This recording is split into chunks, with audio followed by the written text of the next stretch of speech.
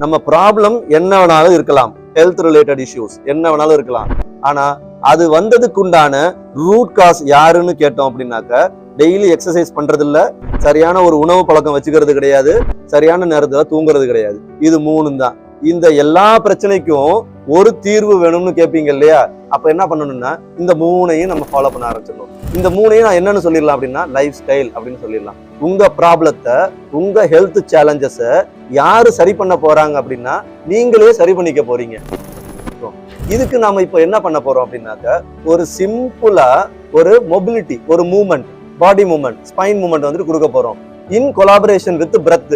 இதை நம்ம வந்துட்டு ரெகுலரா டே டு டே எவ்ரிடே ஒரு 15-20 மினிட்ஸ் பண்ணோம் அப்படின்னாக்க நாம என்ன பண்ணிடலாம், நம்மளுடைய ப்ராப்ளத்தை நாமளே சால்வ் பண்ணிடலாம். மறுபடியும் ப்ராப்ளம் வராம, ஹெல்த்ல எந்த ஒரு இஷ்யூஸும் வராம மெயின்டைன் பண்ணலாம். ஓகேவா? ஒரு இல்னஸை வெல்னஸா நம்ம டிரான்ஸ்ஃபார்ம் பண்றது